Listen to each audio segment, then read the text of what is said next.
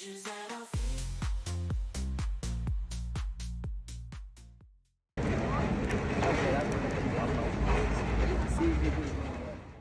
we're joined with Morgan and Devan from Google, and we're just having a little bit of a tour of what is happening in Google for Education, the new stuff that's happening, so yeah. Busy. Always. Yep, we're running sessions all day, 30-minute sessions, talking about the new features we're launching, some existing features and new ways to apply them in the classroom. Have a mix of marketing, product folks, sales, you name it. Yeah, that's cool. We've so I worked the Google stand last year, so I feel the busyness on day one. And I think I was Google Stand 2019, so there's a history here, I think. Yeah, we've both done Google Stands. And my first ever presentation, I was talking to Jon Neale, and Louise Jones, 2017, posted on the teaching theatre all them years ago. I would have been here. Yeah. And I did the accessibility stand on the 2019 with Ailey Mackay, and I remember we had a visitor, and after about 5 minutes of having a conversation, I noticed the thing that we were told to just always look at, are they wearing anything that's Google? And it was John Solomon. And we'd had a conversation, but he is, what a lovely man that guy is. And I was like, you would never know, he is so humble. And he had a Patagonia backpack, and I was like, I'd have a conversation, I was like, I've just been showing this guy his own product. But honestly, that was the first time I think we'd done accessibility on the stand, right? So what a cool way to show. They are too bird's eye to know the exact things that like you would show in a classroom setting, you know? So. Because we were there to demonstrate different partnerships that Google had, but actually, from that whole 3 days was around actually just going back to the basics of, did people even know on Chrome the accessibility features of the product and going, did you know that all that stuff that you're paying for, then actually look at what you can get for free, and they were going, and then I remember in conversation people going, so we don't need this, we don't need to pay for this, and I was like, well, we've just saved you a fortune, do you want to buy some more Chromebooks? Yeah, exactly. Let's move that money over. Yeah. It's really, okay, so have you all played with Chromebook Plus? We have, but tell us, because obviously people listen up. Yeah, absolutely. Yeah. I have the Acer, is it the 517 with the stylus? Okay, yes, nice. A great product. Chromebook Plus, how is that different from a normal Chromebook for somebody who's listening? What a fabulous question. Thank you for teeing me up nicely. It's like you've done this before. All right, so we introduced Chromebook Plus last year. It is a step up from your student Chromebook, let's say. So whole new brand, whole new look and feel.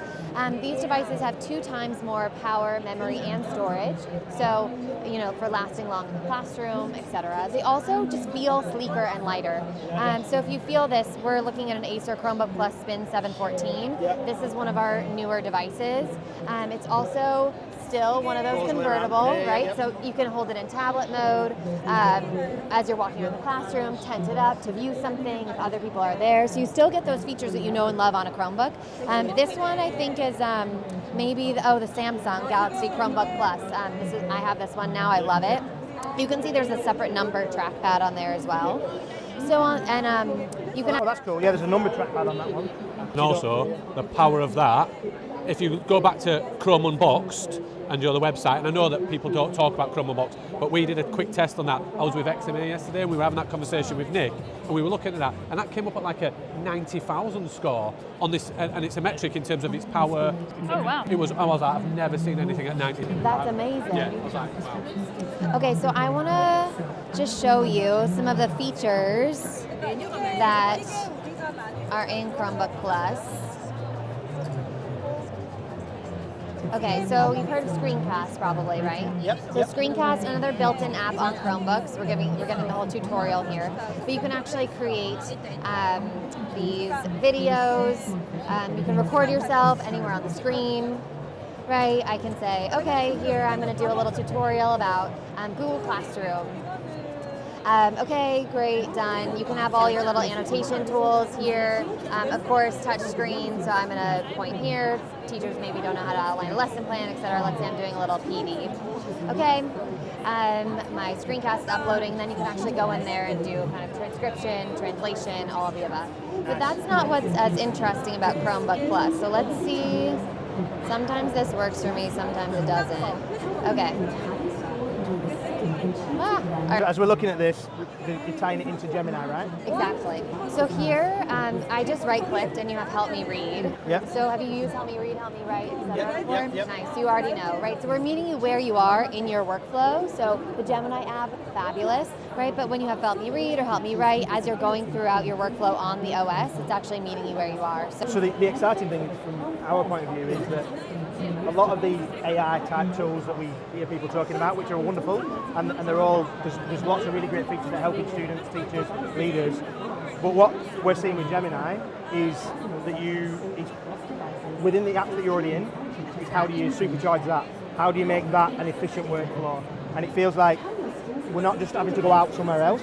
It's within the product. Is that what we're saying? And I think the thing for me is, and I've spent a lot of time, as people know and listen, I'm immersed in the space, but actually that full stack of actually, Google's is built by Google and is rolled out where actually they haven't used a third party to build an ecosystem on top of. And actually, it's not button pressing either, is it? It doesn't feel like a wrapper, but it's like, okay, Google might not have been the first out in the market, because they weren't a big name, but actually they've been working on this for 30, 40, 50 years behind the scenes to build something that then turns into something like this. Is that the conversation that we're having? Completely. Yeah, I think as an AI first company is what Sundar always says with us, and you can see that coming to life within even just the workspace app. So within Google Docs, you have Gemini right in that side panel. It's built directly into the tools that you use and love every day. You don't have to go open Gemini. You can bring those insights in directly where you are, have that experience. The other thing is as well, obviously, Classroom, as most people who are listening to this podcast will be either using a tool like Google Classroom all day, every day. How does this work there? Because I know that the exciting things that are in the space now is about helping teachers where they are. So I wonder if you could maybe just tell us a little bit about that, because from a future of education conversation, we're talking about how teachers and learners can be met where they are, wherever they are in the world, and have that really great experience, right? Yeah, completely. So I actually just pulled up Classroom here, so this is good timing. But we're bringing Gemini into Classroom to help teachers, right? So it's not available for students yet. For teens, they can access the Gemini app now, of course with administrator permission, for 13 plus. But teachers can access Gemini Education, as we mentioned, across all those workspace products, including Classroom. So you can see here, we have some prompts to get started, because we know oftentimes you look at that Gemini chat and you're like, I don't even know what to do here. I don't know how to start my prompt, right? And you want to get really good, rich content to be able to then add in, your own layer, right? Because you know your students best, you know your lesson content best. So you're actually able to go into Gemini in Classroom. You can outline a lesson plan, a quiz, re-level text. Wow. You can craft a hook, or you can actually create a vocabulary list. So this is one of the newer features. So I could say, I taught kindergarten, so this is always my example. And I want to talk about, that's a little a little much for them. A bit much yeah, for the a little much. Let's do colors. a bit more. Something a little. Paint by numbers, me. This is exactly for you, so you can take this list and go home with it. Okay, maybe this is a little basic. But you can see here, it's going to define what it is for you, as well as the category, and then giving you an example to actually use. And then you can go ahead and export this directly into Docs. So once again, keeping that really seamless, and not just having it here and being like, now what do I do with it? So that's just some of the ways that we're adding it directly into Classroom. Just in that space, what this says to me is that teaching, a lot of teachers have got resources, presentations, they've got things that they've used historically, but now what you're trying to do with things like re-leveling text, I read something like that and think, okay, from a differentiation, from an accommodation and inclusion perspective, it's really well thought. And then obviously, the bit that takes the time for a lot of teachers, we talk on the podcast quite a lot about box 1, box 2, box 3 education, and we've been talking about this for years, and this idea that either we make things efficient here, or we do brand new things. And actually, brand new things are great, but what we're talking about here is how teachers are really good teachers. So what can we give them as tools that can help that be more efficient, don't we? That's where we're going, isn't it? Completely. Yeah. And I think And ultimately there's lots of different things, and also that diversification and that differentiation in regards to language barriers for parents, English as non-span, all stakeholders but learners, that integration, that aesthetic. I know we're going to jump ahead, but I know the ability to dictate and all of those kind of things that's coming to come up close. Stuff. But not only that, the ability where it will live translate and translate and everything else onto a Chrome, and that's the bit that really brings the power of Chrome Up Plus. And we talked about 2x everything in terms of speed, power, but the thing I love and educators love is it's not. I'm from Yorkshire. I drink out of a dirty puddle. Like as everybody knows, ultimately you're not paying twice the price, and I think that's really, really key as a conversation. Okay, this is a great transition because of course live translations are available on Chromebook Plus, but we just announced today Class Tools. Have you heard about Class Tools yet? Yep. Yes? Okay. So Class Tools is coming to Chromebooks, so managed Chromebooks. So teachers have a Chromebook, Chromebook Plus, perfect for them, as well as all students on Chromebooks. And then you have to have Google Workspace for Education Plus. And so those licenses are assigned to every single user. And Class Tools, we have a bunch of examples here, but basically, this is going to help teachers reach every student in the classroom. So if you have classrooms that are one-to-one, you may not be able to be everywhere at once, right? Viewing their screens or making sure they're on task. And so Class Tools, you can either use a class code or you can use a Google Classroom, so a set of students in there. You can create a workbook and assign that content directly to students, so a group of students or your whole class. And then you can make sure that they're on task, right? So you can actually go and view their screens. It'll give them a notification that you're viewing their screen. And then you can see, oh my gosh, Stephen has some exemplar work. I want to show that and pop that up to the big screen so students can actually see that great example of other work. And then what's really, really magical about this, I think, is the live translations and captions. So we just talked about this, right? There are so many students who are speaking different languages in all of their classrooms, and classrooms are noisy, so it's for everybody in between. So you're actually able to turn on those captions, and then students can choose which language they want them translated into. So that student agency piece there too. And that's any person who's experienced Google Meet recently and seeing Gemini in that. Oh yeah. Transcribing what you're doing, creating notes for people, like AI elements that sit in that. It's beautiful because what it's doing is it's going from, yes, we're watching and we're in an online space, but actually the tools that you need, that you might have used a third party for, but you might have had to pay an extra for, Google's thinking about, okay, we want to keep you in the same space, using Drive, stores into that space, and then out into Docs, which is your normal workflow. And that's been, I suppose, having been a teacher in that space, when you've a new piece of tech and a new piece of, where was I doing that in? I can't remember where it. Make it in the same place, making teachers' jobs easy. Yes. Which is, anybody who's listening to this is going to go, hold on a minute, this makes sense. Yes. So, And safer too, because you're within the same ecosystem. Yep. You have the right policies. You've signed the right You sign thing, the terms of service. You're not dealing with third-party vendors that have different levels of privacy and security. So, yep. Okay. Should we walk around a little more? Okay. So sorry. I did say this. I'm an expert now on Chromebooks OPS. As you are. Of course you are. Oh my God, I love it. Okay, let's see. Oh, okay.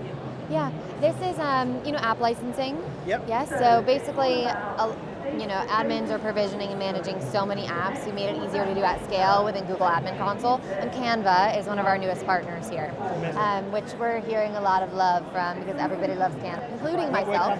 Canva fans, we were at an event last night at Canva. Yeah. Amazing. We hosted one at the Canva HQ. It was Nice. hoping to be the new building, not ready, so we were back. The execs were with us yesterday. We had about 80 people that joined us last night. Awesome. That space, but I think the really interesting bit about this is just the simplicity of it. The fact that IT professionals are saying, buying licenses, education. I think the UK is not on its own. The fact that it's a time poor, but also a money poor sector. Yeah. And when people are looking at actual utilisation of applications, the impact it's having, well, straight away, if you can see that licenses are not assigned and used, well, that's a loss of money straight out the door. So you either look at a reduction or an increase or redistribution of a licence, just that simple toggle and that number right in front just makes it really, really easy. For any app, it's not just Canva's and you. Right, exactly. And there's an ever-growing ecosystem and family in there in terms of that mix. Completely. I think the other bit that sits in there is that about playing nice. We talk about this a lot on the podcast, don't we? That lots of everybody's a business, and that's right. Yeah.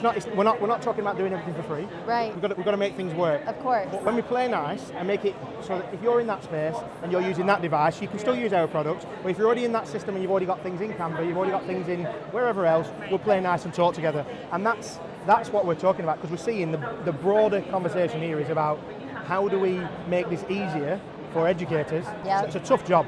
All of us have been in that space. It's a tough job. And then how do we make it and enrich it and personalise it for learners? That's what we're seeing, right? Completely. And I think, we talk about it like an open ecosystem, right? So we know that teachers are using tons of different tools in the classroom, and to your point, we just want to make it easier to work together and have less, barriers. We have so many build partners, as we call, Canva, or, OEM partners or whoever else. Like, we're all in it for this mission, which I think is such a beautiful thing about the education space, where you maybe don't find that in other sectors. Yeah, absolutely. Working together, that collaboration is a key thing. I suppose that was the bit that when we first fell into this stuff. Yeah. The difference between one presentation software and another one is the fact that we could work together on it. That was the thing straight away. Now everybody's in that space, but now we've got that. But we were born there. Yeah. Never were desktop first. Like, there was nothing clunky about it. It was always cloud first. And I remember, and I think you might have still been in the UK at this point, and there was James Leonard, and I remember I spent an awful amount of time creating what Google Classroom became on Google Sites, and I got an email from James saying, do you want to be part of a pilot? And before I opened it, I sent him an email that said, before I open this, have you just automatically just saved me a ridiculous amount of time, but also just wasted the 6 months I've just taken on these on all Google Sites? And he went, please open it, but please don't open it. And I remember opening it and going, okay, here we go. And it was basically a solution to distribution of copy and resources. And Google Classroom turns 10 years this year. Yeah. Shows how old I am. Yeah, really old. You're well old. Shows is that we do listen to educator feedback, and everyone using our tools, you're talking about it in the communities, you're talking to us, and we read every piece of feedback. And literally. And I think we've mentioned this before, but it's worth mentioning again. If you are in a Google ecosystem, that little question mark, that allows you to suggest a feature. And allows you to then get these things that are happening, because the things that we've talked about today have probably come from somebody going, it'd be really good if that could talk to this, it'd be really good if it could do this. Have we thought about screencast? Because I'm using this, and I'd like ecosystem. So obviously we can see, and not everybody, people who listen to this won't be able to see this if you're at BETT, it's absolutely rammed on this Google stand. There's a teaching theatre, there's a team of people that are doing demos and supporting that. We can also see a whole host of demos and people talking about the different features and different tools. So, is there anything that you want to, particularly that you haven't told us, that you want to tell us about? we should talk about AI. What is that? AI has been a through line to this conversation. We can't even spell AI. Never mind talk about it. I'm proud of us, honestly. Is this the first conversation you've had where people haven't led the conversation? Refreshing. Notebook LM. Have you used it before? Played around? It went on the beta, played in that very early stage, and then when it became a real thing, I was like, I reckon when I saw that at Google I/O and they demoed it at Google I/O, I was like, this is game changing. Everything about education has shifted right now. Because then when you put the basketball example that they use in there, I was like, this is game changing. Shared it everywhere. In fact, I actually think I shared it when I spoke at the Google event in, I think I talked about Notebook LM before, so I was like, at Google, which was really strange. So, but Notebook LM is a game changer, right? Notebook LM was not my favourite experiment at the time. Do you know what was? Illuminate. And then what happened was they took the podcasting feature, pulled it into Notebook, and I was like, well, now this is my favourite. I was like, oh my days. And as podcasters, we're going to be out of business. Thanks, Google, for that. No, it's not our business. I love about Notebook LM is obviously the new interface, education, and the step in of actually the integration in terms of Education Plus. If you haven't got Education Plus, That's exactly. It'll be in the show notes. We'll put that in. We're not selling and we're not distributors and resellers. But ultimately, have a look at that exploration. But ultimately, that pull for education to then think, these are our new products. How can we support you to use it? The multi-mode, the interface itself, and the ability to now integrate and engage with the they don't call it a podcasting feature, but that audio feature, the audio overview, and the ability maybe to bring it into Yorkshire and an English language rather than American. So where are you? Tell us a little bit about it, because obviously we live and breathe it. You tell us a little bit for our audience. So my favorite things about Notebook LM is it allows, we can pull it up, but basically you can upload all of your sources, whether it's a website, maybe it's a really long PDF that's super dry about, I don't know, photosynthesis and all the step-by-step, and maybe you are an audio learner, which I prefer audiobooks to a physical book, and it allows you to upload all of your sources to create a notebook. And with Notebook LM Plus, which we just announced recently, you have the ability to share those notebooks across users as well. So as an educator, you could create a notebook about, photosynthesis or whatever it is, and share that with all your students. And then with the audio overview, which is my favorite, the coolest thing about it is that it gives you two voices. So it doesn't, and it feels very human-like when it's speaking to you.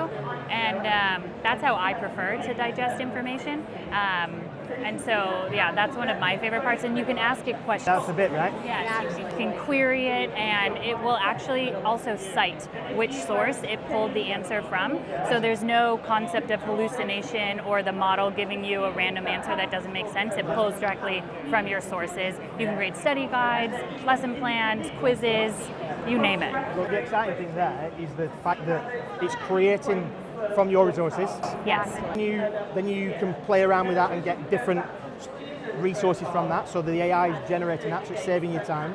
Exactly. And also that audio gives that inclusive, personalised look. And the best bit is that ability to be able to you then ask it the question, right? So you want to ask it about something, you interrupt the conversation. So if those people haven't seen it, we'll throw that in the show notes, example of that. But that ability for you to go, I don't understand this. Can you give me an example in football, basketball? It makes so much sense, right, to pull it together. So the piece that I'm really interested in having conversations and leaders with is people spend an awful amount of money on intranets and things that don't really work. But actually, if you've got a new teacher in there that's come into your staff room, if you've got a new person that's joined an organisation, you throw all of your policies up there and interrogate the policies. So actually, you can ask it where you're at in regards to, somebody mentioned this, can you just? And it's all that conversation. And I think that's really key. But also, if you are in the UK and you're rural and you're travelling on the bus into school and out as a student, or if you're in, I don't know, Dallas or Texas and you're on a bus and you're having to commute an hour in, there and back, then ultimately you can engage with your teacher or your educator on the way home, so you can do your homework on the bus, and ultimately you've then maybe just got a mobile phone. It then thinks about that accessibility feature, bring up Notebook LM, start to do that, you do and then you can listen to some of those resources rather than trying to read a 50 document on a small device. Let's start to think about, actually, learning styles has been poo-pooed, we know that, but actually some people just learn differently in different ways, so the preference might be that you want to listen to it. Very soon, hopefully it'll be a Yorkshire Dorset tone. That's it. Maybe what you need is an Edufuturist voice. We're happy to be tested and Blend yours. blend it. Yeah. Okay, this is Alon. He's also on our marketing team. Yep. This is great timing because we're talking about AI. Hi. Talking about AI and Alon. We just talked about Notebook LM. Anything else you want to share? Gemini for teens. You have a captive audience. Amazing. What do you guys know about Gemini for Teens? Well, tell us about Gemini for Teens, because that's really important, because obviously the biggest challenge that a lot of people have when it comes to an AI conversation is safety and around privacy and data and all the things that come with that. And most people went a blanket ban, 18, no, or people just went, oh, we'll do it, but we'll do it in secret. Google have brought it out into the light, right, and saying, we're doing this, but it's sandboxed, it's safeguarded, it's in a place where your data doesn't leave our environment. Yeah, so maybe tell us a little bit about that, Gemini for Teens. Yeah, exactly. I think there are so many players that are really innovating and creating so many things so fast. It's hard to know what sticks out and what doesn't. Yep. Gemini for Teens is really one of the things that really differentiates Google and what we're doing. We're the only major platform that actually built a unique experience specifically for teens. So it has totally different guardrails, policies. Amazing. Like all the safety data protections. If you ask a question that's like a fact-seeking question, it'll automatically check that against Google search. So you're both have safeguards in place, but also you're helping teens build build skills in how to use these tools correctly. Like a critical thinking ability to go, that's real, that's not real. And that's important, isn't it? Exactly. There was some research done in the summer based on exams, and I think ultimately what actually showed the biggest results was not those learners that weren't asking it, what type of questions might come up in my exam? It was a case of, how can you prepare me? What do I need to know beyond this? Can you apply this to context? And actually, bringing it to those teams will really, really help. What I also like is that cautious, excited approach, but also cautious. We know Imogen-free is unbelievable for adults, absolutely fine, but what Google have done is gone, great, but let's just see, maybe not just yet right now, let's just test the market, let's explore it. It might come to teens at some point, but right now you try and create an image and it's just going to pop up and say, not right now, we're working on it, or whatever language it'll come back, because I think it's just that cautious approach of, we have some responsibilities, you've got your effort and you've got your 8 point, and ultimately what you don't want to do is don't go too quickly like others are doing, get it wrong and then try and backtrack. I think it's a cautious approach, working with educators and industry to get it right first time, to make sure you're doing it for the right reasons. Amazing. Yeah, 100%. No, you said the word responsibility there. Like, our whole approach to AI is like, be bold, but be responsible. Yeah, I love it. So we want to take an ambitious approach, but only doing so in a very responsible way. And part of that is like partnering with the education community, learning science experts, safety experts along the way. So like the Gemini teen experience that we were talking about, that wasn't just built by Google. It's built in deep partnership with all these third-party experts in safety and learning science experts as well. And the fact is that Google aren't just a brand new into this education space, right? So they understand safety, they understand safeguarding, ethics, data, and so then now to be able to, it sounds like we're on the sell here, we're not on the sell, but when you can see that this has been thoughtful, because you've said the word responsible, but it's been thoughtful, it feels like, hold on a minute, we know that this is a real challenge. And I've got a 14-year-old daughter and a 10-year-old daughter. I tell the story on the podcast multiple times about when she was 11, she got given a history assignment. First thing she did is went into a certain other tool and asked it for an answer. And she went, Dad, what do you think of that?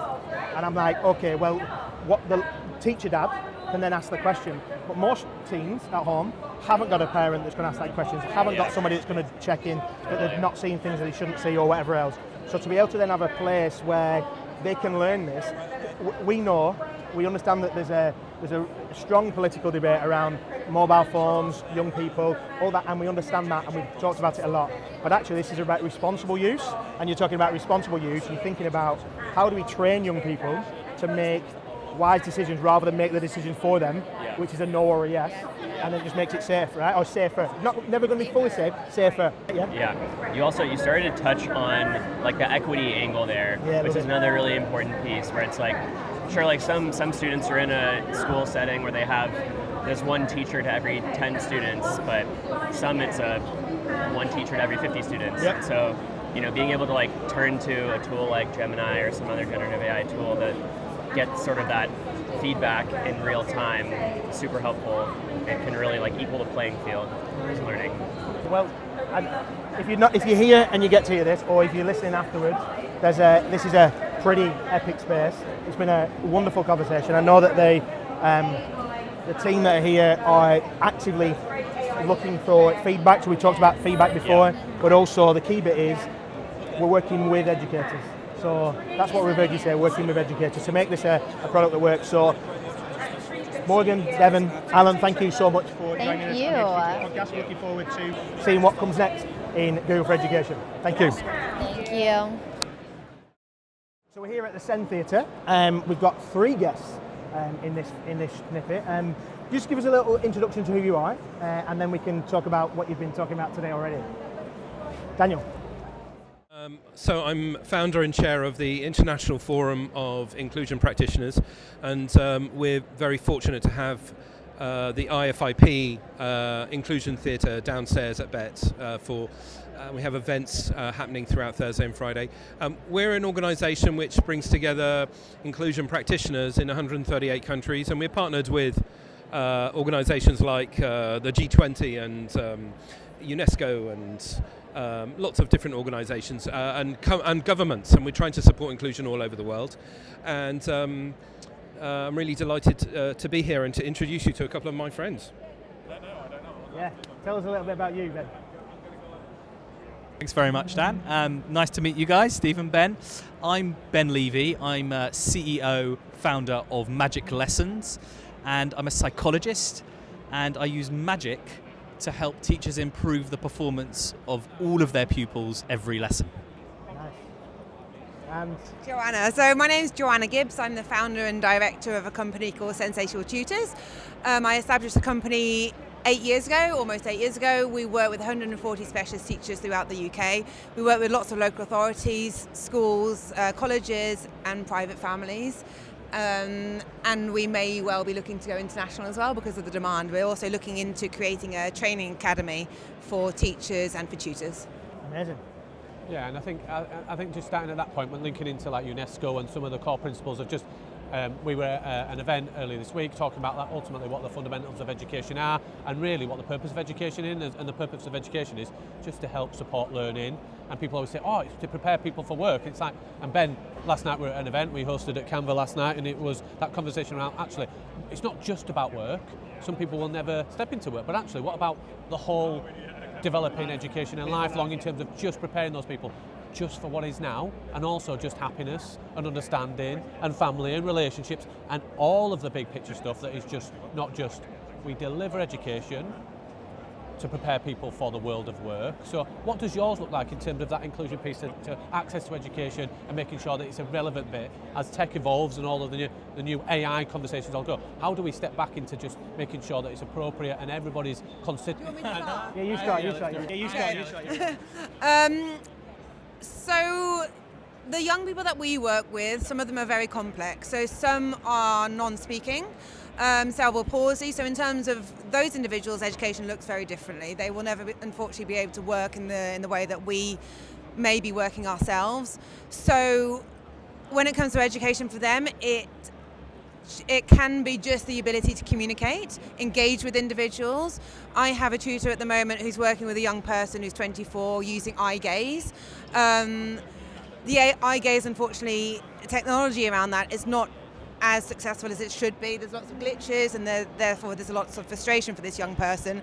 But I know that there are individuals as well that are creating different platforms in terms of communication. But for those complex young people, it's around really understanding what their capabilities are when it comes to learning, but learning for them looks very differently. It's not going to be necessarily, standard English and maths, learning Pythagoras system, that's not going to be relevant for them. So very functional, very much life skills, very much about independence, but also boosting confidence and allowing them to engage as much as possible with the outside world and with the people in their inner circle. What about you, Daniel? Anything that you, in terms of, I know you've talked about technologies and you've talked about AI and we've talked about what you're seeing around the world, but in terms of that inclusive practice,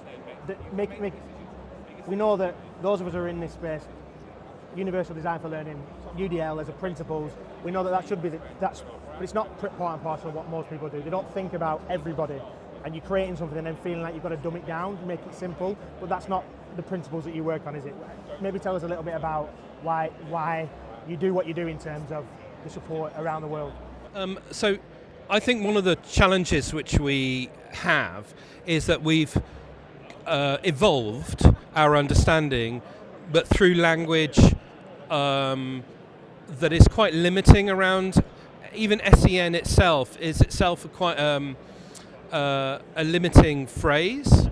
I'm much more interested in engagement and participation and how we promote children to engage and participate. You could have, I've known students with quite significant SEN, but they're doing very well, thank you very much. And I've known children with very light SEN and they're doing pretty challengingly. So, I mean, I'm interested in how we promote engagement and participation more than an SEN register. So that's one element. And actually there's a number of ramifications from that. So, for example, an assessment for reading or even reading comprehension may demonstrate an outcome of, let's say, a reading age of 7 and we want to get them to a reading age of 9, okay? Whereas I'd be much more interested in whether they've read a book at home for the first time or whether they volunteered to read in front of peers in a classroom setting. So that kind of thing is different if you're looking for and measuring and promoting engagement and participation. So I think that's a major frontier for me. And I would just say another thing, which is that you're touching on a very big and dangerous topic which creeps into the world of inclusion and SEN, and that has to do with the fact that we have a very sort of libertarian view of education, where we have a competition. We line up all of the children in the school and we grade them from 1 to 100, and we see who's at the bottom and who's at the top. And this sort of competitive approach is by definition anti-inclusive. It's also, plenty of commentators and academics, researchers, many teachers will tell you that the vision of education we have now is not really fit for purpose. And I think that there's an inherent problem, the gap between aspiration for education and where education is because it is led by people who generally are not at the forefront of innovative and creative thinking. Almost by definition, the most innovative and creative people, you do not want leading schools, right? You want people who are safe pairs of hands, people who are conservative with a small c, and who are quite grey-suited and will basically do as they're told and get everybody else to do as they're told. Now, I don't mean that disparagingly. I personally would not be a trustworthy school principal, which is one of the reasons why I ducked out as a senior leader and thinking, don't want to put a school in my hands. And so what happens is you get innovators here. Sitting between here are 3 people who are pushing the boundaries of what's possible. Okay, they are not inside the mainstream school system. We've all exited the classroom, and yourselves. Now, that is really significant because it's very easy for us to outside say we think we should push and change this. The problem is most of this is especially true in England, more than any other country that I've come across, is that the English system is looking down at its feet at best, but mainly looking backwards. And so I don't see major shift in the way that we are evolving education or its purpose over the last 20 years. I think we're really, really struggling. And so that's actually a much bigger topic which has its influences on SEN and inclusion, obviously. But it's not fundamentally an inclusion issue. It's a bigger issue. So I tend to, in my work, stick within my lane. Like, what is it that I can do, right? So there are plenty of governments who we work with who are just gung-ho for changing, and I rather work with them than bang my head against the brick wall of working in England. And I have worked in England. I've worked with a lot of schools in England, but I'm just telling you that England is not a rife place for development. It really isn't. It's very, very slow to develop. Yeah, no, I totally hear that. In terms of like hope, because I think what I hear when I read your things and hear your things is there is a hope. Not necessarily geographically, but there's a hope for education being the way out for so many people. But we've interviewed lots of people on the podcast around social mobility and about the problems with that phrase of trying to people leave who they are and the element of that. As somebody who is a late diagnosed ADHD and a brother of an autistic, a boy who's got autism, he's massively struggled in a system that's been designed not for him and tried to fit him in. I remember they used to have like a hub that he would have to go and do lessons in, and a hub, and he'd have somebody following him around at all times, and it's like, but I'm just because I've got a speech impediment and because I've got autism doesn't mean that I need somebody with me at all times to hold my hand. It's like, so what's the hope? Where does the hope lie for the future of education? Which is we talk about, as Edufuturists, we talk about future education. Where does the hope lie? Because that's what we want to do, right? What can we hang on to that maybe we can hope for? It's interesting that you reference your brother, because I feel like that is still happening. Young people being taught outside the classroom in corridors is still happening. So further to Daniel's point, I think we really need to think about inclusivity and what that looks like, and the fact that when you're a SEND teacher, that means you're able to support any child, regardless of any diagnosis or need. And any strategy that's going to be supporting a child with SEND is going to be beneficial for everybody. So I feel like it's flipping everything on its head and creating a system which is very much focused on SEND, and then you're ticking every single box. Love it. What about you, Ben? Thanks. I mean, I don't know if the listeners are, but I'm really enjoying just actually listening to the responses here. So where's the hope? I'm going to pull things back quite far and look from a really high helicopter view, even broader than education. I think fundamentally, we all want one thing. We want to feel competent. We want to feel that we can do the thing we need to do and do it well and maybe do it fast. And I think the big hope is for education to really grasp that there are fundamental ways of becoming good at things. And that's not about placing labels on groups. It's not about even differentiation. And it's not about thinking lesson by lesson by lesson. It's about understanding the principles that lie behind becoming competent in any area, at any stage, in any context. And once teachers and educators really get to grips with that, which frankly, when they do move into the world of work, it's quite manifest. You're either good doing something well or you're not. You're progressing in that work or you're not. That's grasped in the world of work. I think in education, we need to really step back and understand those principles and apply them. And they're actually much more straightforward, much more easy to understand and apply than I think most educators realize. So that for me is the big hope, is grasping those principles, applying them, and then watching each pupil feel confident because they feel competent. Love it, love it. Daniel? It's an interesting question. I personally feel like I'm just bubbling over with hope. I live on hopium. I think what I'm... Yeah. To clarify my surname. Yeah. Thanks for stealing that one. Hopium. I mean, what I'm interested is how hope can evolve to a form of optimism. Because hope is in the face of the storm, yeah? As we climb the mountains.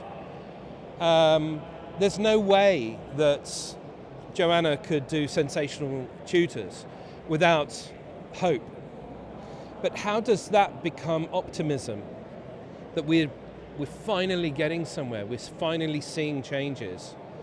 I'm not sure whether I have optimism, actually. I tell you, I have a delusion, which I like, which is that maybe in 50 years' time, we will look back and we will say, God, do you remember in the 2020s, this is what we used to say. This is what we used to do. This is what the thoughts. And I try to think about what those would be. And one of them is that we think of children as, and we describe children as dyspraxic or dyslexic or dyscalculia or dysphasia. And these are all dis words. They're all disappointing and disastrous and disturbing and they're all negative phraseologies. And I think that we need to evolve our understanding beyond labels. I don't mean to ditch labels entirely, because psychologists such as Ben and medics, they need something to do. So you've got to give them a label, they love a label. But we teachers need to rediscover that this is a child, not a label. And when we introduce, imagine that we just started the cycling club and we've introduced Stephen? Yeah. We've introduced Stephen and welcome to our cycling club. And Stephen he's a dyscyclist. He's got dycyclism. And the very thing that we're trying to integrate you into, we've already told the rest of the group, your teachers and everyone, that you're rubbish at it. And it's a disaster. And I think that this is, some labels are very good for children because it gives them an understanding, good for parents. I get that. I tell everybody I'm ADHD and it feels like a very good excuse and very important to tell everyone about all of my foibles. But I think this is one of the things that I hope that we're going to evolve from. If you ask me how we're going to do it, I don't know. I'm not optimistic about how it's going to happen. But you've got lots of people pushing, using blind hope and setting up things, which is amazing. These two as an example. And yourselves, I don't know if you're doing amazing work, are you? No, absolutely terrible. Anybody that's listening It's disastrous. It's a disaster. Disturbing, disastrous. Discyclist. It's discyclist. I want to add a little coda, if I may, Dan, to again a really thought-provoking response there. It certainly wasn't me, but I've heard... Did you say coda? Coda. Like the music reference? Yes, the sort of added little bit. Thank you very much. We should get to know each other. You'll decide whether or not it's added anything. But I've heard others say that optimism is hope with a plan. So really where optimism lies is in defining the goal and then coming up with a bloody good plan. Love it. So that's the way I would like to think about how to frame these conversations so we can get to where we want to get to. Let's think carefully and in a joined up way. Where are we aiming for? What is the destination? Let's be super clear on that. And then let's work out a step-by-step plan to get there that's practical. Just wanted to add to that, if that's okay. Another quarter. Indeed. I think, yes, absolutely valid points, especially, Ben, what you mentioned, but I think that we need to... I think you mean especially Daniel, what you mentioned. What Joanna's now going to develop on. Okay, thank you. Thank you. But I feel like we need to... Everything you have to say is the most important. You say what you need to say.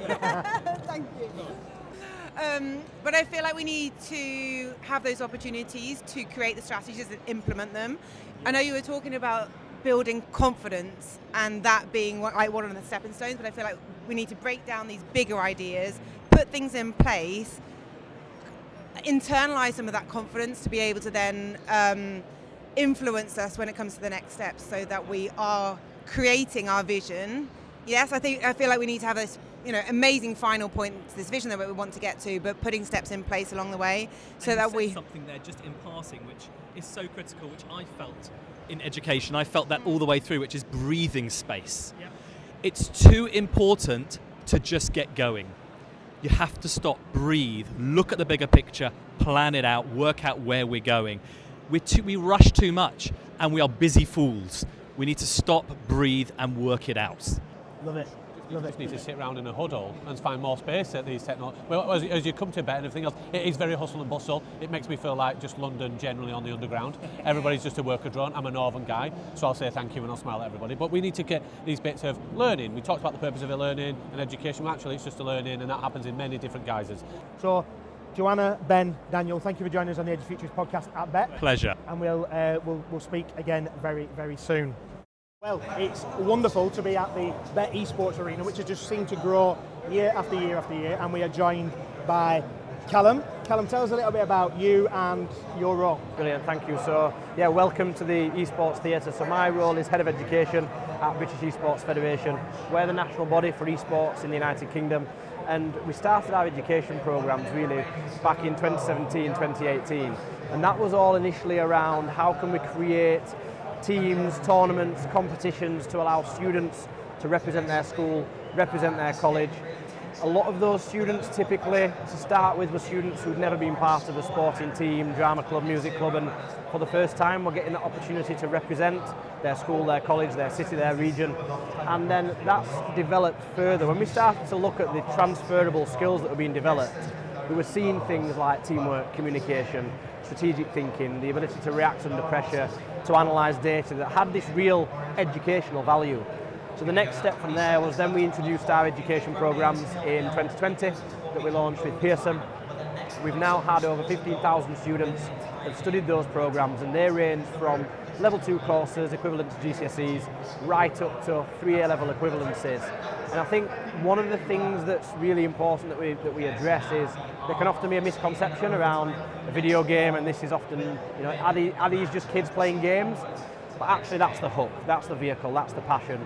99% of 8 to 15-year-olds are already playing video games.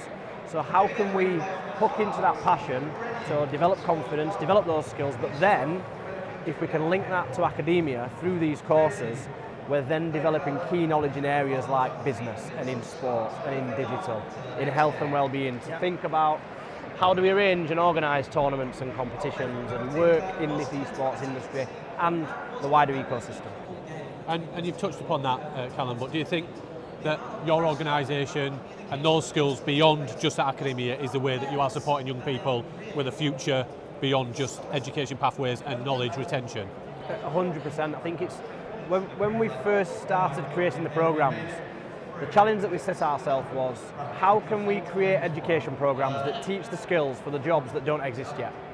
How can we prepare young people for the jobs of tomorrow? We've just done a piece of research with our partners at Dell Technologies, and we found that up to 85% of jobs that will exist in 2030 haven't even been created yet.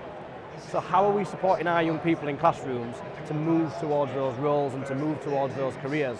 And at the heart of it is skills and digital skills gaps.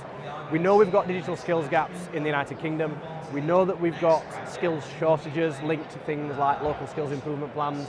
And I think with a new incoming government that are supporting skills and the skills agenda, it puts us in a really great position to utilise esports as that vehicle to actually bring school leaders on board, bring education providers on board and say, we have an opportunity here to meet our young people where they are, engage them in a passion and develop this array of skills, knowledge, curriculum, sort of intent moving forwards to, yes, esports and esports roles, but actually that could be the turning point that engages, that helps them to move into careers in business, in marketing, in branding, in journalism, in law.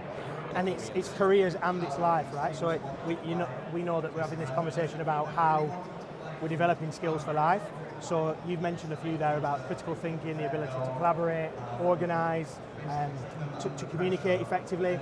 You can, if you're listening to this, you'll be able to hear in the background, there's a shoutcasting because there's actual tournaments going on right now. So they're learning how to do all that as part of, yes, it might be a job, but it also, young people who may well not be interested in other forms of traditional sport or leisure or things that help them to thrive and survive, we're now in a position where esports is giving something that was done in somebody's bedroom on their own.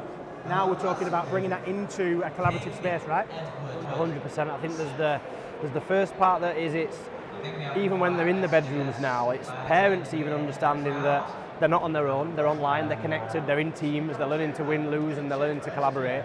But then when we start to bring it into this live arena audience, which you can hear behind us, and into that classroom where people are side by side in teams, they're having to use those skills. And the only difference is they're not doing it in an environment that's giving them any sort of confrontation or directly looking at somebody. They're side by side, they're in the comfort zone, and then they relax. And then all of a sudden you start to hear this amazing communication, but a lot of it is done digitally.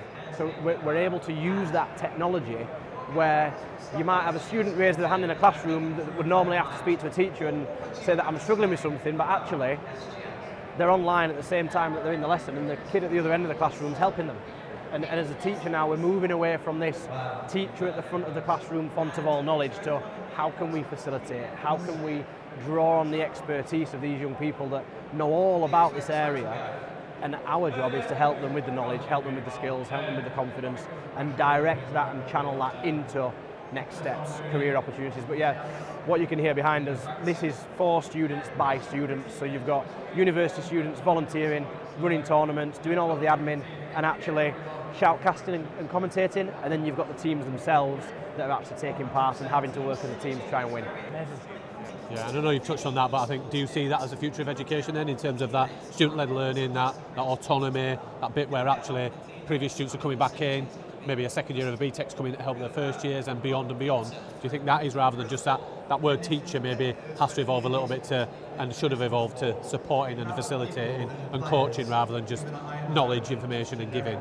Absolutely. I think especially with technology and society in general, it moves so quickly, doesn't it? So for one individual person to be at the front of a classroom, to have all of that knowledge of every single thing that they're trying to teach and cover and support with, actually, if we can create communities in areas, if we can create local approaches, regional wide approaches to skills, to development, so that we've got these learning pathways where you've got your college age students, your university age students, developing those skills, leading primary age students, secondary age students, and they're supporting them to take their first steps. Not only is that helping the students that are delivering that training or those events, but actually it's a tangible next step for young people to see somebody who looks like a hero, but they can become that person. And there's not this disconnect between possibly an older generation that are trying to educate that I've experienced, and even myself. I'm 34 years old, but primary school kids would think I'm old. Actually, if I can put one of these students in front of them that speaks their language, that understands their technology, they're going to be far more engaged and inspired on that learning journey. Amazing. Well, we know that this is it's an industry that's growing, but more than that, it's a skill set, and I think that's what I'm hearing here is it's beyond just are there jobs in esports? Yes, there are, but it's a fast-growing industry. It's bigger than some of the industries that we would never even imagine, and young people live and breathe it, and older people are living and breathing it. And what's super exciting is that you and the team at the British Esports and broader, there's loads and loads as we're looking around here that are at BETT that are focusing on the technology that supports that, the wellbeing stuff that supports that, because I know that's really important as well. So it's been brilliant having a conversation with Kalam. I know that this is probably the start of a few more conversations going forward. Thank you for joining us on the Edufuturists podcast. Thank you for having me, it's been a pleasure. Well, we are really delighted to be joined in the Edufuturists podcast at BETT by Andrew from Lego. Can you just tell us a little bit about you, your background, and tell us a little bit about you? Sure. So I lead what we call product experience at Lego Education. So my team is responsible for product strategy, product management, design, engineering, and probably most importantly, learning impact of all of the products at Lego Education. So learning research, learning development.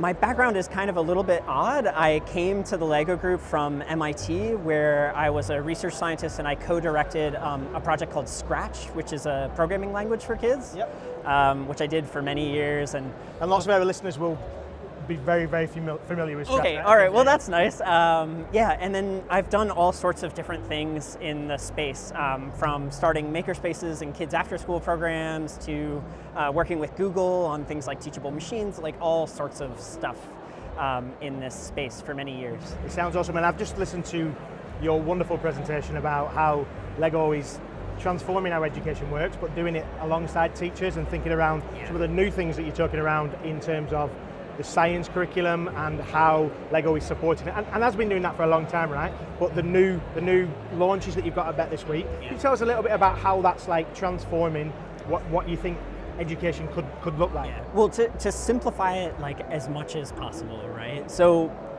a lot of teachers, they'll put a lot of investment into one big science event of the semester or of the year, right? So you have the egg drop, or you build the baking soda and vinegar volcano, right? Or you do the gumdrop and toothpick tower, right? But generally that's something that a teacher will do once a year, maybe twice a year, right?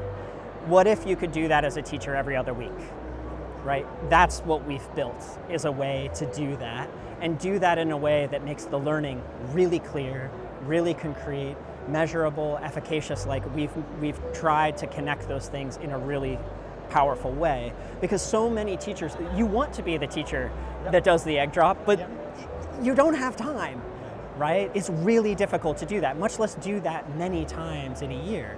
And so we've built something where you can be that hero teacher, right? And so when I talk to other educators, when I talk to other teachers, that's kind of the way that I like to talk about what we've been designing and building. It's that.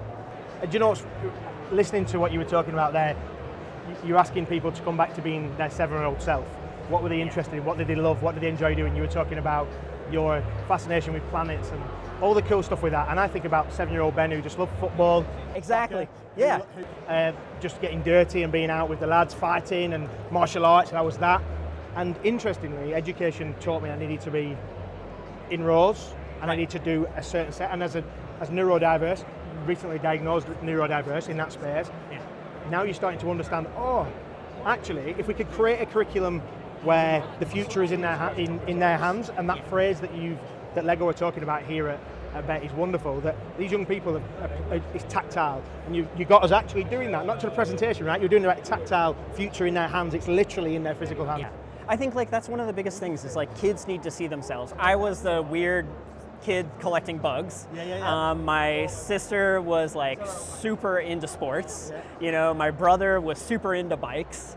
And I think what we think about is how do you design a learning experience where kids can bring themselves to it, right? And that's what I was talking, if you're really into sports, awesome. Let's connect it to sports. If you're really into dance, that's great. If we give kids creative space, they can bring themselves into it. And this is particularly important for neurodiverse students. I actually did my thesis back in the day on dyslexia, designing educational materials for dyslexia. My wife is ADHD, so it's like, this is very near and dear to my heart. I had a guess. And you know, I think it's just, but it's not just good for neurodiverse students. It's like, it's every student. It's like, design it for them and it works for everyone, right? 100%. I heard somebody say recently that what is necessary for some is useful for all. Yeah. And it's super important. So just to kind of wrap this conversation, Edufuturists, we talk, and I've been talking for 9 years on the podcast about the future of education, and we know that sometimes it's a challenge because some people think, oh, we're thinking 10 years in the future, or we're talking about something that's not attainable. Well, we want to celebrate the now, and we want to celebrate people who are on the journey to that, but future education is very different, or it looks potentially very different than what we've seen historically, and we often look back to what was, which is great to learn from. But for you and the team at Lego, future education, what do you think? Where do you think that's going to go? I know you've said the future's in their hands. Yeah. Where, and I know it's hard to predict. We're not asking for predictions. What do you think about future education? Where does it sit? Well, I think, you know, in the context of BETT and like where we're sitting right now, right? There's so much technology. You see the word AI probably about 100 times if I just scan left to right, about 6 feet, right? Yep. We're at this moment of real excitement, and I think people want to imagine a different future for education, and that's really exciting. I think the inflection point that we're at is there's a lot of technology here that's being brought to the forefront. It's like, how does technology do X instead of how does learning do Y? Yeah. Right? Like, we need to bring the learning to the forefront, and I think if we do, if we make the learning the objective, then, and the technology to follow, then I think we can end up in a place where we are more inquiry-based, where we are thinking about learners' needs over the technology's needs, where we are like meeting kids where they're at, is the phrase that I like to use, right? I see a lot of the tail wagging the dog, right? Of the technology leading the learning. And my hope for the future of education is that the learning leads. That's amazing, and it finishes really, really well. As we're talking about all sorts of people at BETT Show and hearing interviews and technology companies, it's really lovely to hear that somebody at one of the biggest technology companies in the world, if you want to call it technology, started with plastic bricks, but it started with plastic bricks, right? And then eventually it's become robotics and science, talking about how learning has to be first. So to hear that from somebody who literally designs products that do that and technologies that do that, we know that we're in, you said the future's in their hands, but I think it's in good hands if we've got people that, like you, that are making decisions like that. So thank you very much for joining us on the Edufuturists podcast, Andrew. Yeah, thanks for having me. Well, we are really, really pleased to be joined with Professor Rose Luckin. This is an honour for us, and on the Edufuturists podcast to be speaking to somebody who genuinely is talking about, not just about the future of education, but about education now. So thank you, Rose, for joining us. Tell us a little bit, if anybody has lived under a rock for the last 2 years and doesn't know who you are, tell us a little bit about you and what you do. So I've been working in artificial intelligence and education for about 30 years because I'm very old, and that means I've been working in academia, doing research, studying how to build good AI systems, how to use AI systems, and what the implications of AI are for education, for the workforce, for training. And I also run a small company called Educate Ventures Research, where we really try hard to help the education sector understand how to get the best from AI, which I think is super important at the moment. Yeah, and I think that's a really interesting one. We've had some conversations with some of the leading tech companies, and which you would do at BETT, but a lot of that conversation is an honest and hopefully an approach in regards to that responsibility.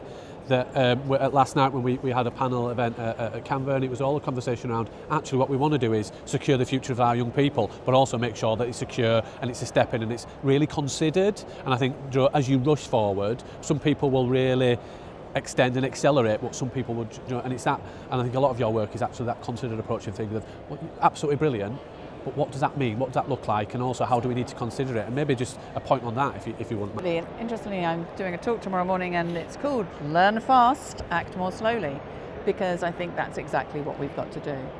There's a lot of pressure on people to engage with AI, and I fully support engaging with it, But that doesn't necessarily mean going and spending lots of money on it. It means thinking about it, trying to understand it, learn about it, and actually take a bit of time. Don't feel pressured. Take a bit of time to work out what AI can really do for you, and why AI is the answer to whatever it is you're trying to do. Do you see what I mean? Because what worries me at the moment is, the technology is developing very, very rapidly. And it's incredibly difficult for anybody to keep up with it. And I think for educators, that's a real uncomfortable challenge because you can't feel on top of it. Yeah. And that's very uncomfortable. And I think then the temptation can be, I've got to do something with this because it's going at a pace. And I think the thing you've got to do is actually say, okay, I've got to take a bit of time and learn about this, try and understand about this, think through, how am I going to engage with this? We know that educational organisations that have an AI policy are much better placed to leverage the technology effectively.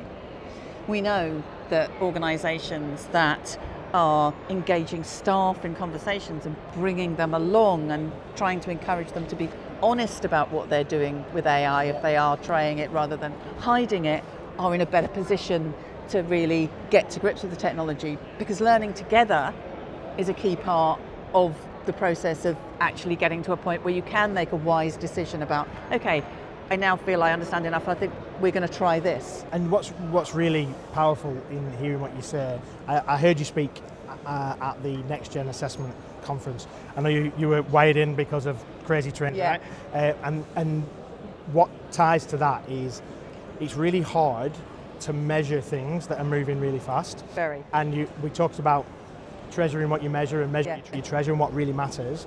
And what I heard from you and from Bill Lucas and others in that space was what really matters in education, because as AI moves at the pace that it is doing, and we know that there's conversation about displacement and upskilling or de-skilling and all the other bits that go with that, and that's a lot of fear mongering. But what I hear from people like yourselves are you're saying that it's here. We can't hide from the fact it's here. We don't want to do it in the dark where people are pretending it doesn't exist. But actually what we're saying is what makes us human, and I heard that conversation come up. And so when we're thinking about education going forward, historically it's been a certain set of systems where we've been at the front, being able to then deliver something to somebody else because we had the knowledge. Now the knowledge is ubiquitous and that knowledge is developing and growing. We've got a responsibility as humans then to think about how do we show people the skills and the dispositions to be able to go, is that real? Can we trust that? Where's it coming from? And I'm seeing that in some of the work you're doing, right? I completely agree with you. That's what it matters so much, that we help young people to really develop very sophisticated thinking and learning skills, very critical minds, that we really engage them in becoming incredibly good at learning. Because that's why AI is where it is, because it's really good at learning. And so it's really important that we do that, and that's not easy. It's not, whatever the rhetoric is from the AI companies about AI is going to make your life easy, it's going to, actually learning isn't easy. You're educated, and actually it's really important that people do accept they've still got to work hard psychologically, mentally, cognitively to learn things. It's not that the AI is going to suddenly put the knowledge in their head.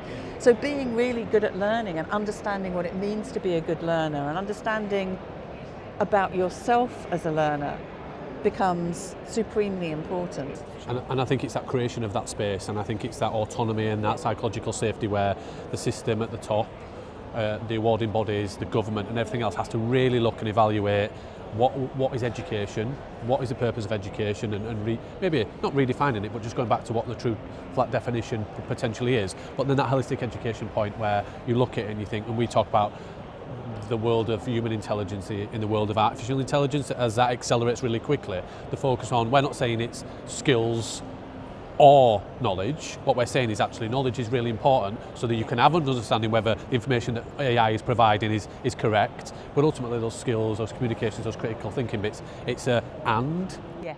And I think human intelligence is around knowledge and skills and competencies and dispositions. Yeah, skillful knowledge, knowledgeable skills. It's not a divide. Amazing, yeah. You know. And I think some of the fear is actually, at times, it's not from the educators, is actually a world of how can we navigate that in an education system in England, potentially, where it's been this knowledge-rich curriculum, where skills has been soft, and the knowledge is everything. How do we navigate that and do it so that ultimately AI has a place and is there to facilitate and support, but actually we can then really focus on developing human intelligence? Absolutely, and I think it's a slightly shifting focus on what we mean by knowledge, which you've already talked about, in a sense, thinking about how do you make a judgment about whether something's true or not.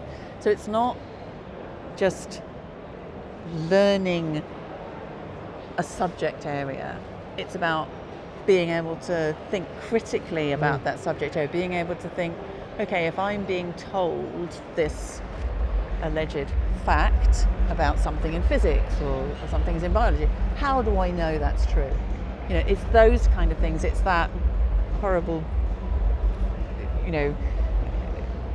word, terminology, I guess. Epistemic cognition is not a very friendly term, but that's what it is. It's helping young people understand more about what knowledge is, where it comes from. That it's not just something that's given to you. You have to construct it yourself, and you have to make good judgments about what the evidence is that you use to decide, do I believe this is true or not? And that seems supremely important at the moment. So I think knowledge is still, of course, supremely important, but we need to kind of shift the way that we look at it and also the way we assess it, as you were saying. And does that tie, obviously, we're really grateful for your time, so we don't want to take too long, but that future of education, obviously we've called our podcast and the work that we do Edufuturists because we know that we're trying to push for something different because while celebrating the good that's happening. So we do what we do in terms of awards to celebrate that, and we champion teachers. It's never ever pointing the finger at individual teachers or individual school leaders,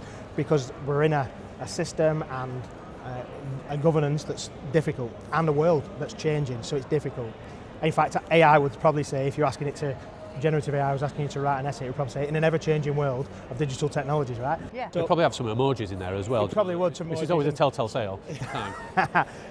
Future of education then. So whether that's near future, long-term future, and it's very difficult for us to look in a crystal ball, we know that. What do you see maybe, or what do you hope for around the future? I think it's more what I hope for, because I think the way that the large technology companies are investing in AI, it's perfectly clear that it's here to stay. It will transform society. It will transform education. I can't predict how that's going to pan out. Nobody can. No. So I think the only thing you can do is say what I'd like to see happen. Sure. And certainly I would very much like to see a world where we use the technology really wisely to help teachers, to help learners, to better understand themselves. There's some real power with AI. We know so much more about how the brain learns than we did, say, 20 years ago. And we have this smart technology. If we put those two things together, we can start to really analyse the process of learning in a way that we've never been able to before, which means we can support learners in really nuanced ways. We can help educators understand the detail of where somebody's not understanding something, where they need support. So we get this much better understanding and much better ability to support the process of learning. And that's whether that's me doing it for myself, because I'm also developing good metacognitive skills, good epistemic cognition skills, all those things, or whether it's me as an educator knowing more about my students and knowing more how to support them to be good at learning. And that's what I'd love to see, and the AI can so help us with that. And of course it can do loads of other useful things, like being an AI tutor or helping us produce lesson plans. It can do all that stuff as well. But I think the bit that often gets missed is actually the real possibilities around helping us to understand so much more about ourselves as learners, our students as learners, and therefore provide much more nuanced support. I love the fact that what you just said in regards to potentially AI as a tool to not preload, pre-lesson, not even in the lesson, not even what some people see it as AI to give assessment on potentially what we're doing, marking an exam, but ultimately its ability to really demonstrate how we assess learners, not in grades, but beyond grades, and really have an understanding of what we should measure and potentially how we explore that together and in technology. And the excitement that is that there's so much data, there's so many data points. It is the can you do this math skill that's written down. It could be observational data of how engaged they are. It could be watching how they're running. Happiness, feelings, emotions, enjoyment, all of those things that we just really struggle to do. And the excitement that is that there's so much data and so many data points. It is the can you do this math skill that's written down. It could be observational data of how engaged they are. It could be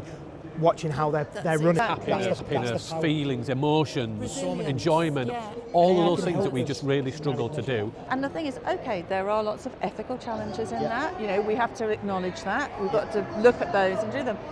But if we can get it right, then you have this thing, you know, and I've talked about it before, where actually you build an intelligence infrastructure that's the combination of the data, the AI, the human interpretation that supports every learning interactions, whether it's you and me having a conversation and we're not using any technology at all, or whether it's me using an AI tutor, or whether it's me working with some colleagues using a range of tools.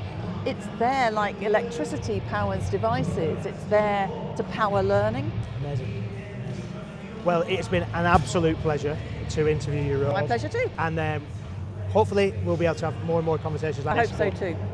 Thank you very much.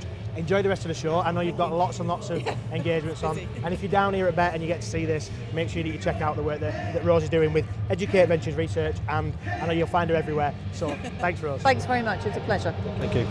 Well, we are pleased on the final interview of day one of BETT to be with Melanie Tagg. And Melanie, you tell us a little bit about your role and why you're here at BETT today. Sure.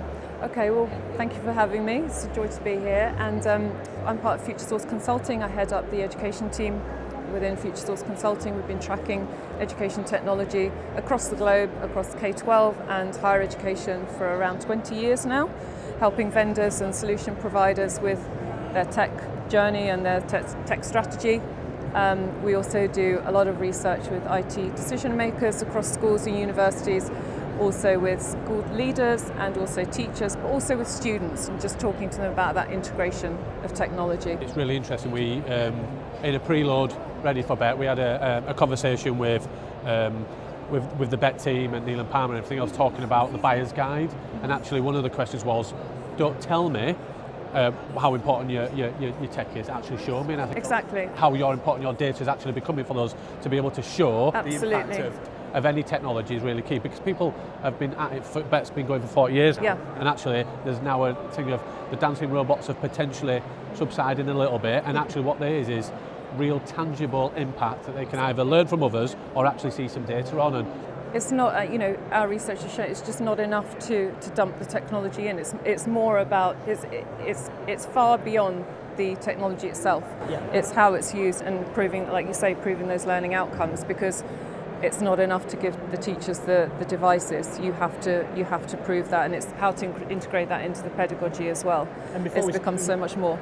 And before we started talking, you were talking about how that the technology we thought was going to be proliferate, easy for me to say, everywhere, and everybody was going to have it. It's going to be one-to-one. Exactly. And lots of the times that's not always happening. There's still an issue of equity, and so then the data that then says, okay, well, this as having this impact, maybe not the impact you wanted it to have. You have to rethink the way that we do technology.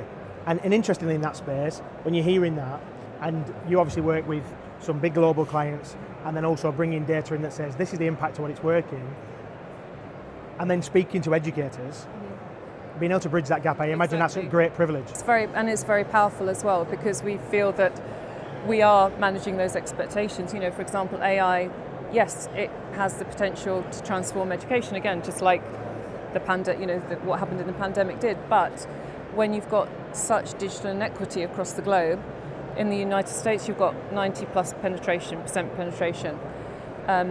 In Middle East and Africa, it's just over 1%. Wow. So it's not going to happen.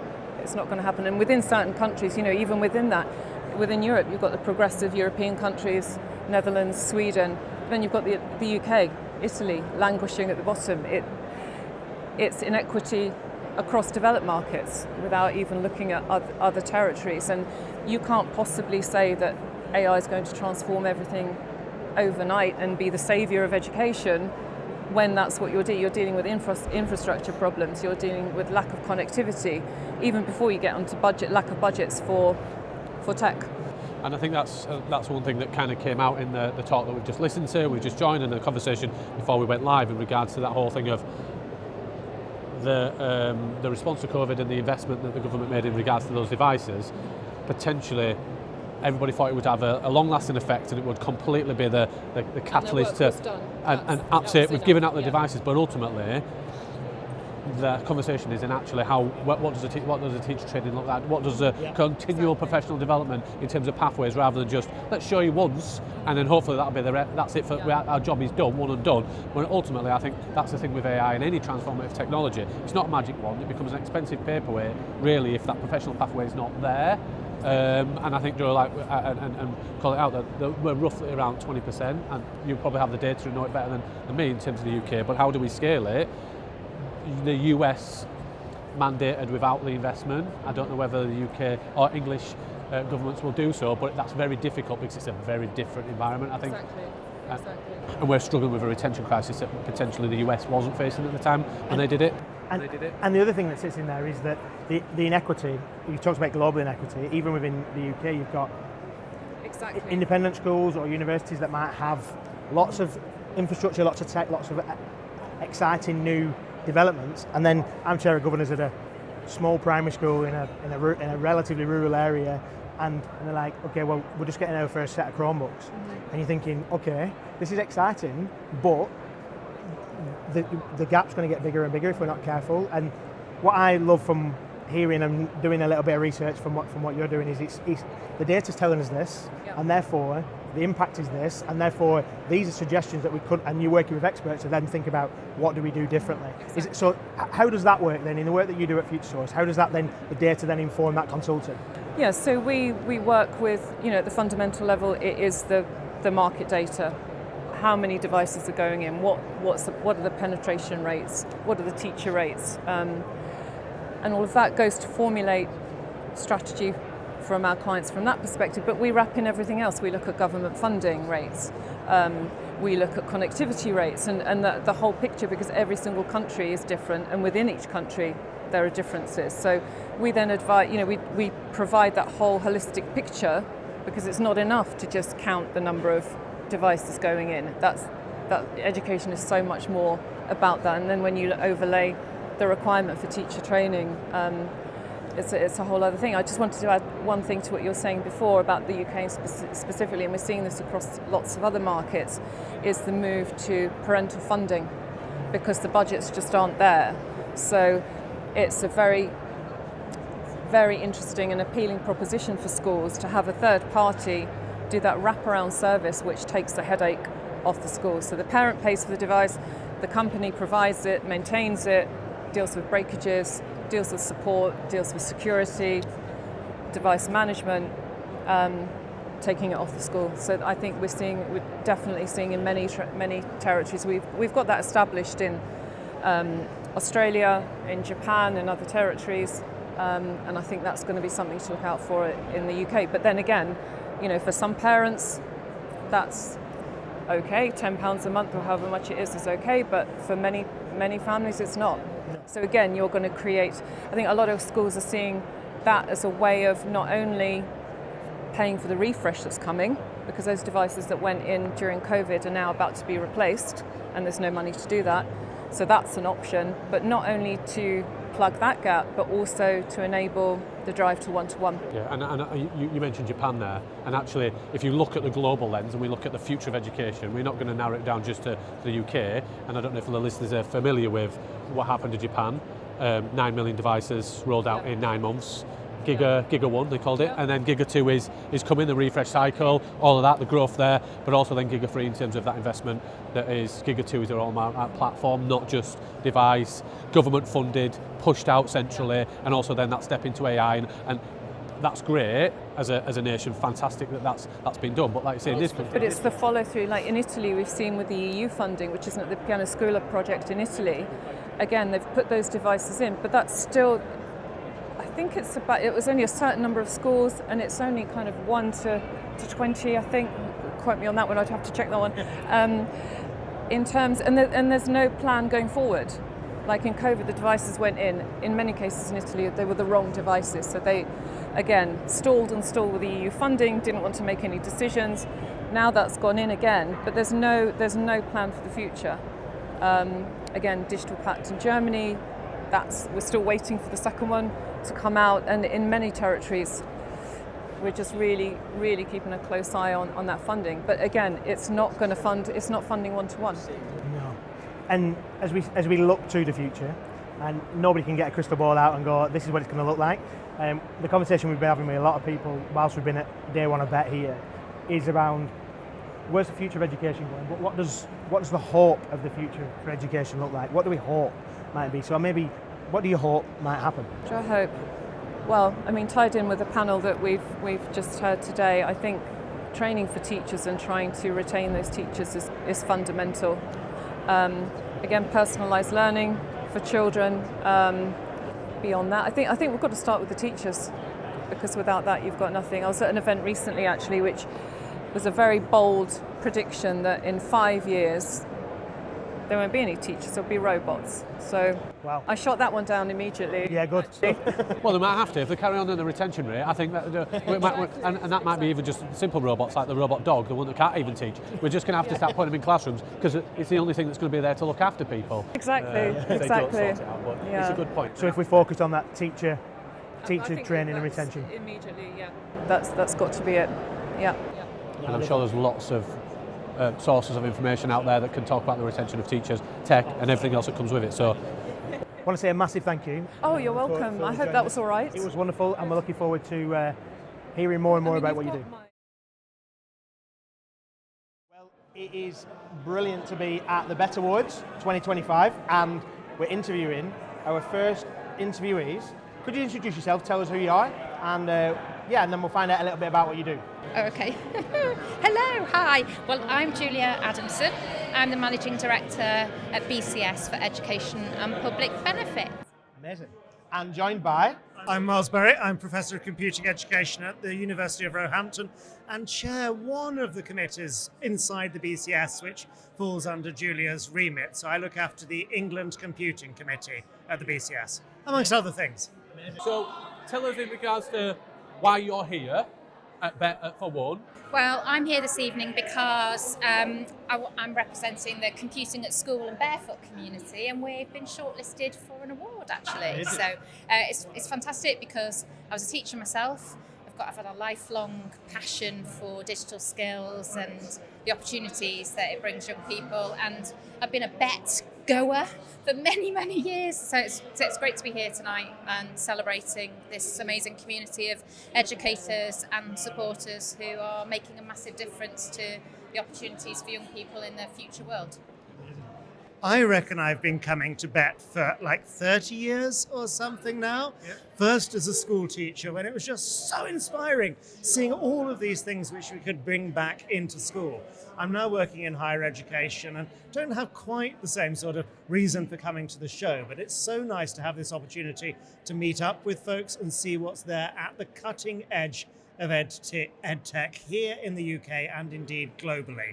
The BETT Awards this evening, I'm actually one of the judges for the BETT Awards, although I hasten to add that there was no conflict of interest. I was not involved with the category that Julia's up for an award. Calling that out for all the listeners.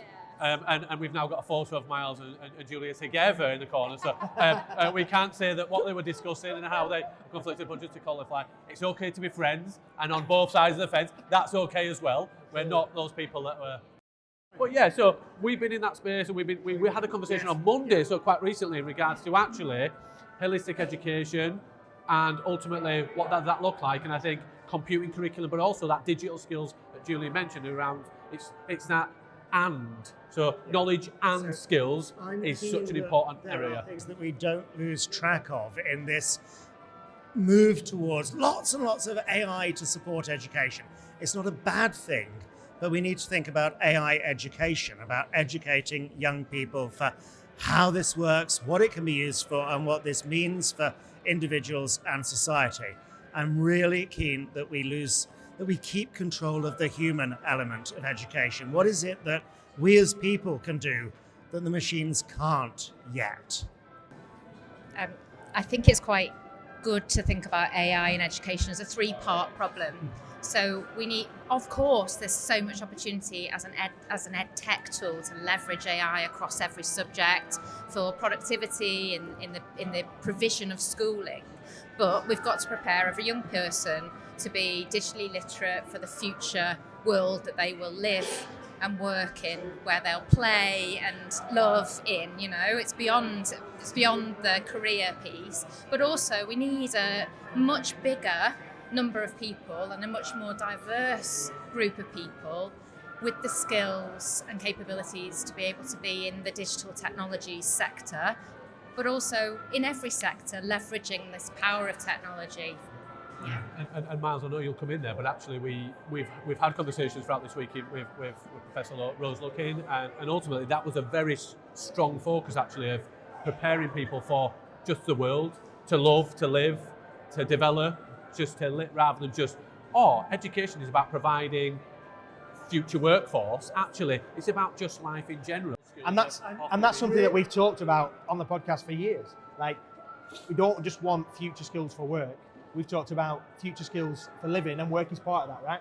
I'm really optimistic that we can move back to seeing something of the joy of learning, of bringing back something of, we're learning this because it is not merely useful for what comes later, but because this is intrinsically interesting and a thing worth teaching ourselves. And I suppose just to wrap the conversation, we talk about the future of education. Nobody can get a crystal ball and say, this is what it's going to look like, because we thought that it was going to be like this, and then 10 years down the line, we've gone, hold on a minute, it looks very different than what we thought. We probably think we were going to be further on than we are.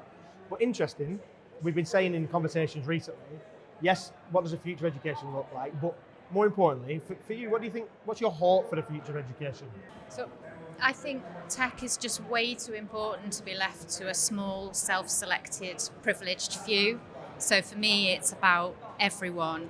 And I think women are particularly disproportionately disadvantaged through that, and there are other underserved groups too. So I think it's about making the content that we provide relevant, contextually relevant to everyone, and helping them to really engage with technology in a way that means that they'll have agency in the world as in the future. So yeah, for me that's the most important thing. I have to agree with that. Doing all we can to remove the barriers to schooling and the inequities in the system is absolutely vital. It's also worth seeing education more broadly than what happens in school. This is, yes, that 5 to 18 picture is hugely important, but what happens before 5 matters a lot too. And actually the 18 plus bit of lifelong learning, I think that's where this technology is going to make such a difference about empowering people to carry on that journey of education, of learning. We've done a bit of stargazing, and we've looked at that little crystal ball. What is one thing that you would want our listeners to take away or remember from this conversation, beyond just what the future of education was? One remark. For me, this is about nurturing curiosity, one's own, and particularly of the young people in teachers' care. That's a really good one. So I will agree completely and add kindness to it. So today that was the young person's word of the year, wasn't it? And I think it's about remaining, having that as a sort of central tenet to the future of technology. Kindness and curiosity. I say to my daughter all the time, she's a rebel. She is 4.5. I wouldn't want to be a teacher, by the way. But be kind, but be curious. Curiosity is often told to children that it killed the cat. I'm like, did it? Or actually, or did ignorance kill the cat? Actually, let's be curious. Let's ask those questions. That's not an attack on educators. I think we need to remove the shackles so there's more space to allow students to be curious, to play, to explore, and apply context, I think, at any age group. And we had somebody on the podcast recently that exploration of early years curriculum, how that can be developed across all ages. Imagine that in university. I'm sure you bring it to life, but it's been an absolute pleasure, and thank you very much, and hopefully we have a winner to join us on the podcast. Yeah, good luck, good luck, good luck. So, we are at the BETT Awards again, and we've got a very special guest. We'd love you just to tell us your name and why you're here tonight. So, I'm Lyra. I'm here tonight because I work for the Beyond Youth Mental Health charity, and I'm the youngest member, and I'm here to do like speech about mental health. Youngest member, tell us how old you are. I'm 11. 11. So just stepped into secondary, or Just stepped in secondary. and how are you finding that? Oh, it's incredible. It's a new beginning in my life. You don't have to say that just because one's here. Oh, no. Just nodding and pointing and everything else. But yeah, okay. So tell us a bit about when you just said, oh, I'm just at the BETT Awards and everything else. You've just stood up on stage in front of 600 people. Yeah. Okay, and shared about the charities and everything else, and actually smashed it. The magician and everybody else were saying how good you were. So well done. Thank you. But in terms of you as a young person, we often interview EdTech, we interview MPs, and governments and everybody else. From a perspective of a young person, what do you think school and education should look like now and in the future? More inclusive and more support, because my school life was really hard. I was not included a lot by this one girl who was being awful to me. And I think teachers really need to realise and care more about their students. They need to realise that's their future right there. That is the new world, and is very, very powerful. That's what's going to happen in the future. There could be, I don't know, some sort of crazy argument against people. Like, you need to realise that's what's in control of the future. So you really need to look after it. You know, like it's a powerful lesson that we're all listening. We both used to be teachers, and we started this podcast to think about how do we help teachers think about what's really important. And when you hear young people who this is what we do, why we do what we do, and all these ed tech companies that are here are thinking about education and people like you, and to hear somebody say that, like, the future In their hands. Lego said today, the future is in their hands and your hands. And so you hear that about inclusive. So you're working with Beyond, and Beyond is a youth mental health charity. Supporting young people with their mental health. We know that there's a crisis, but what's really exciting is that you're thinking, without the pun there, you're thinking beyond. So what does beyond mean? What do you think? Why the name Beyond? But what does beyond mean in terms of the work that you do? Well, to me, Beyond means everything. It's changed my life completely. Beyond means going the extra mile. It's incredible what they do. They support so many children and change so many lives. Beyond means going beyond. It means going further. It means helping people when you need help. It means going the extra mile to help someone, even though you need help. Like, it's so good. It's so good. Well, we've been inspired by it. Like, we do speaking as a job, and we get to speak this, but seeing the most impressive, we've listened to Stephen Fry, Rose Luckin, Dan Fitzpatrick, but listening to an 11-year-old today who speaks with such confidence. Thank but you. Also who is got a real conviction about what really matters. So thank you, and keep doing what you do. Thank you so much. And if the future's in your hands, we know it's going to be safe. So thank you. Thank you. That's really sweet. Thank you. Thank you. Well, we are really pleased to be joined by a friend of the podcast, but also at the BETT Awards 2025. Just with somebody who has just won one of the BETT Awards, the wonderful Jon Neale. Tell us a little bit about what you've just won. Well, first of all, it wasn't me that just won the You award. did, Jon. It was you. Yeah, it It was was, Jon Neale yeah. / So, Quizizz. yeah, Quizizz. We just won the Ahead Award, which is for FE and HE. And that actually means so much to us.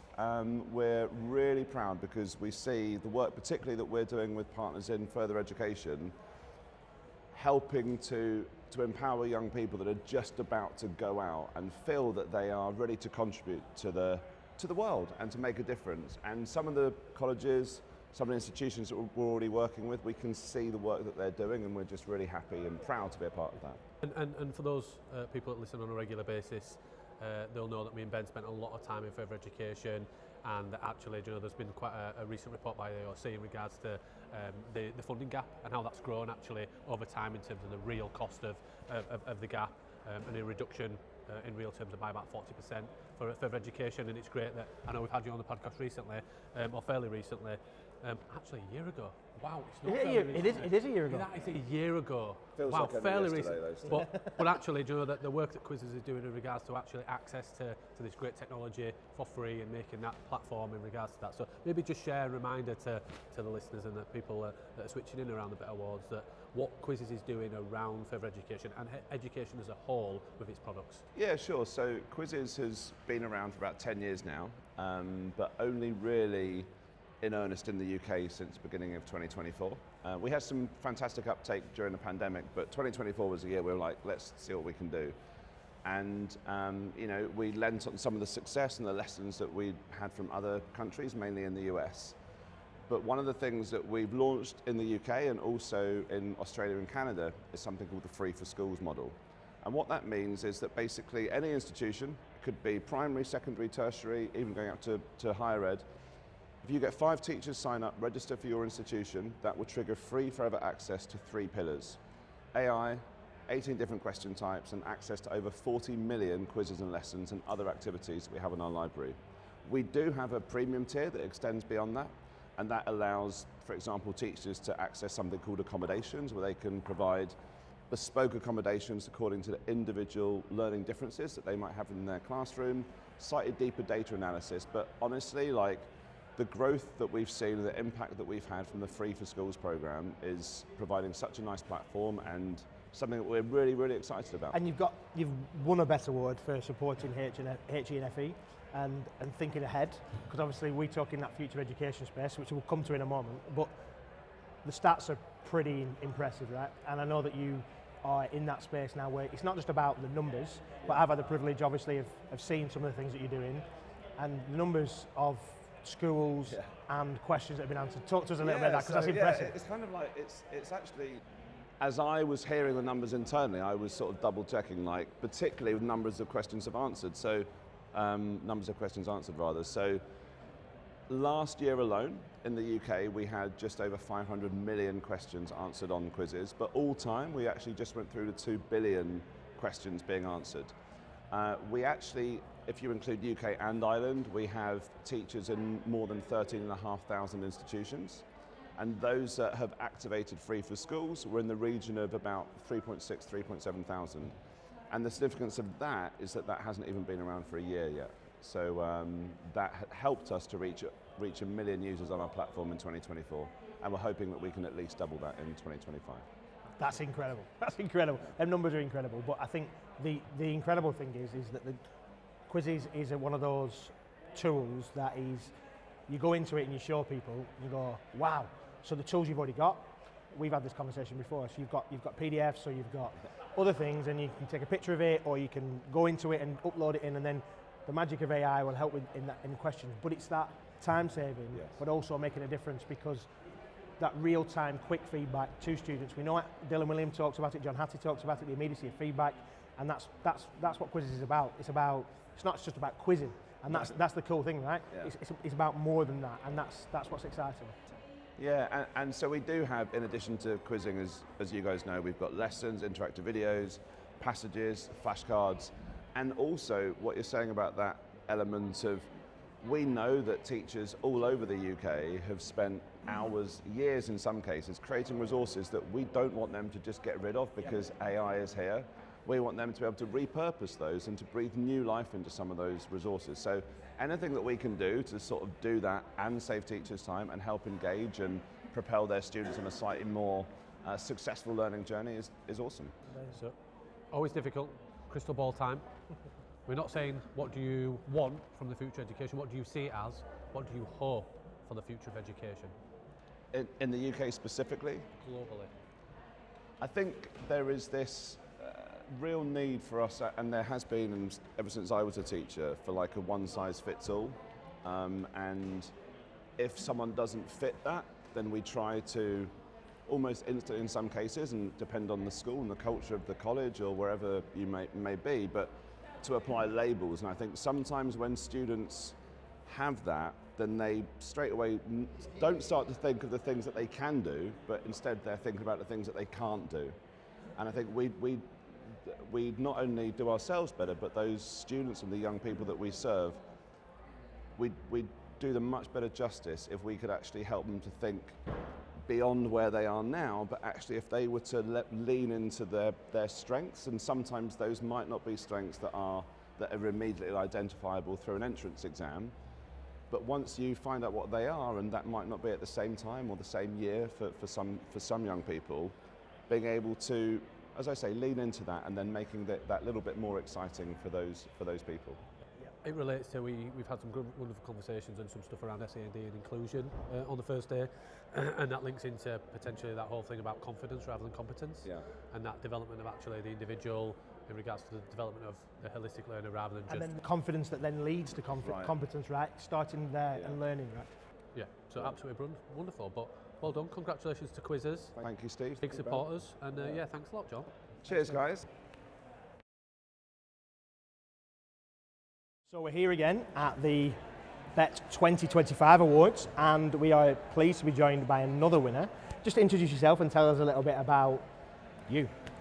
Great, thank you for inviting me. So I'm Vicky, I'm COO at OlexAI. We are AI for teaching and assessment and feedback for English writing as a real strong focus area. We saw that there was such an amazing opportunity to do or to use generative AI for English writing as a subject. English writing as a subject has historically had very, very little ed tech, and all of a sudden Gen AI comes along and it is so perfectly suited to English writing and to start building out tools, and that's exactly what we're doing.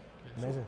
So what does that look like? Because like you say, it's been such a hard thing to breach in terms of that area and that sector and everything else. Why do you feel it's been so successful and you've stepped into that space so it's been so well received?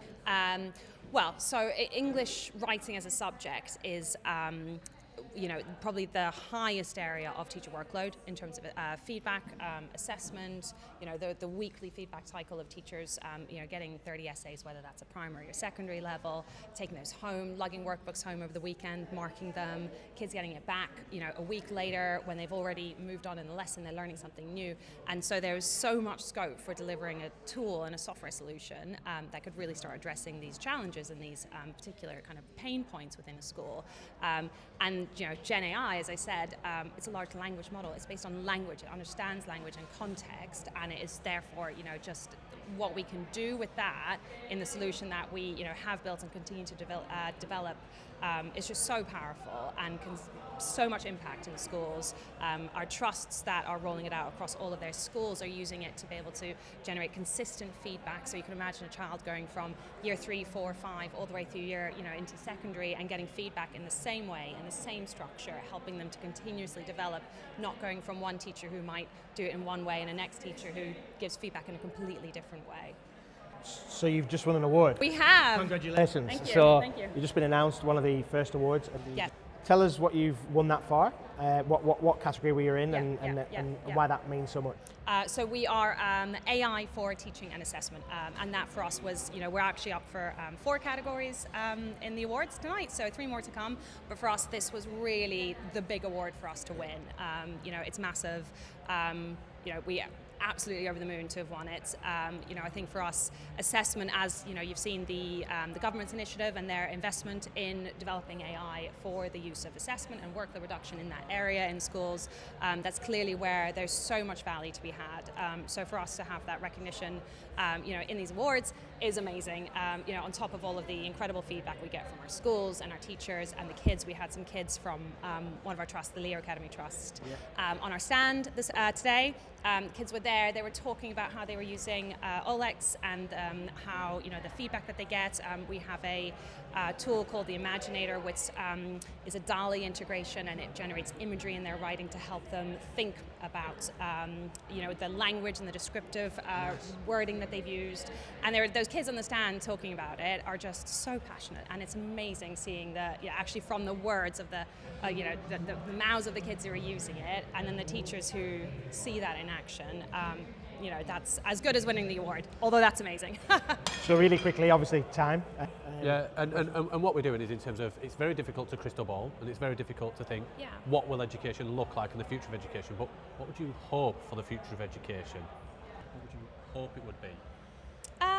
I think, AI offers so much, and right now we're in this transitionary phase of identifying the right use cases and the right application of AI within education. We've moved on a little bit from the real, hype and excitement of just AI for everything, and actually starting to say, well, actually, that's fun and exciting, but it's not really addressing challenges. It's not addressing problems. So I think AI is about certainly about workload reduction. Obviously what we're doing around assessment and feedback, massively about personalization. We already do that obviously in the feedback that we present, that we generate through our platform.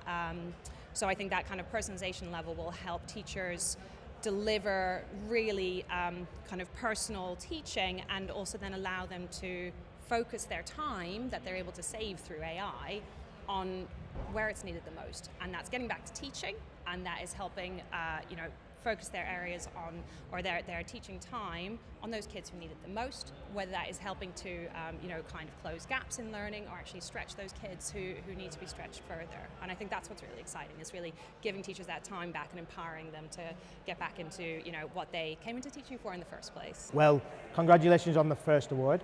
Thank you. Good luck for the other three, Thank you. and thank you for joining us on the Edufuturists podcast. Brilliant, thank you for having me. So we are back here at the BETT Awards.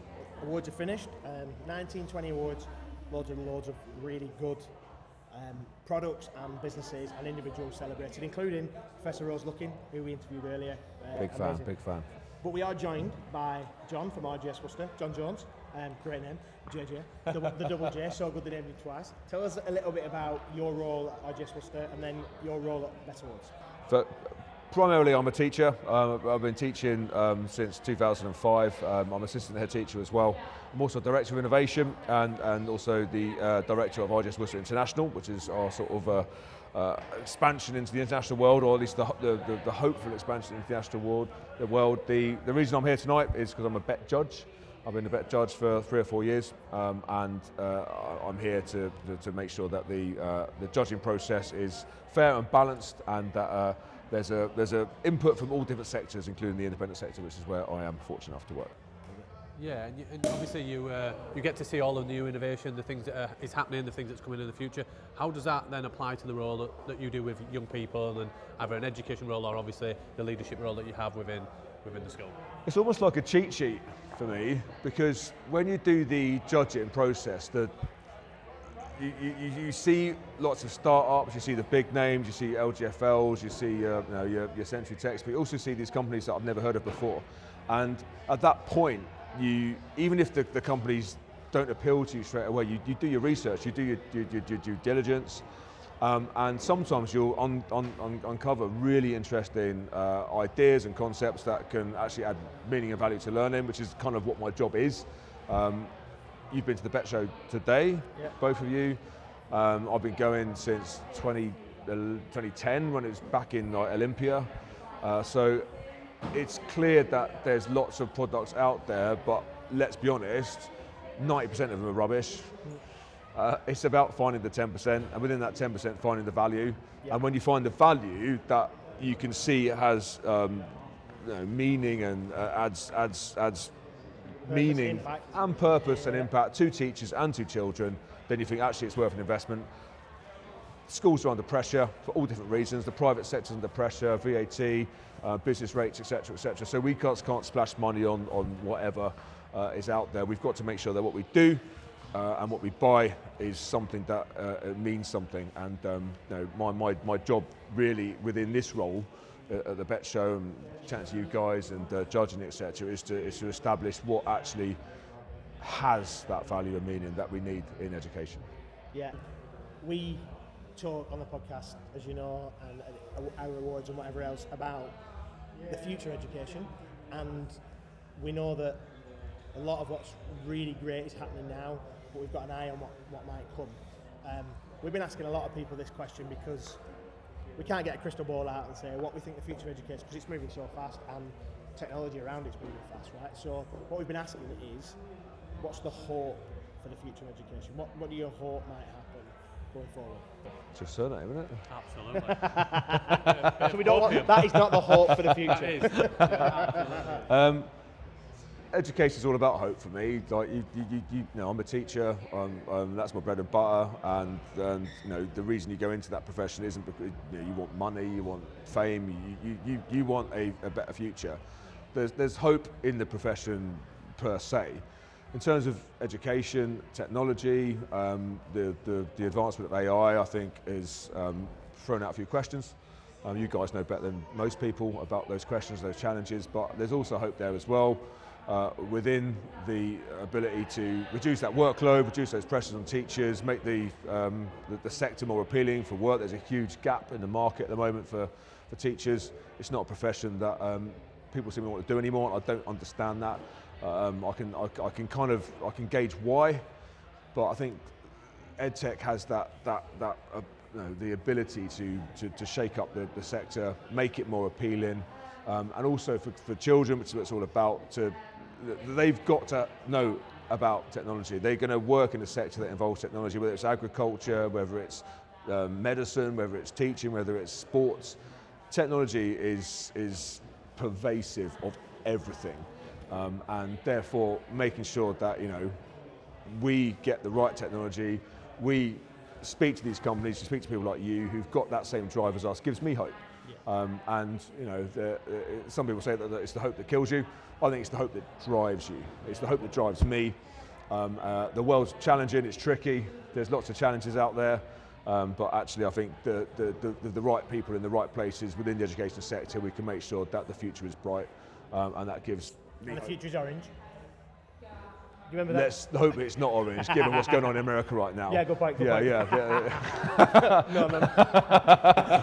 No, Jon, it's always good to connect, and we've said just before we were walking in, we were talking about how it's really important that whatever sector we're in, FE, HE, EYFS, independent sector, that we work together and support each other. And I know that the work that you're doing at RGS is about working together and building an education community that supports each other, right? So, Listen, like, you know, you're both former teachers, correct? Yeah. I'm a former teacher. Like, it doesn't matter where you work. Education is about getting the best out of children. It's getting the best out of the future generations that will shape this world. Whether you're independent, whether you're further, whether you're primary, it doesn't matter to me. We've all got the same objective, and that is to get these kids to fulfil their potential. Love it, love it. Jon, thanks for joining us on the Edufuturists podcast at BETT Awards 2020. Total pleasure. Love to meet you again.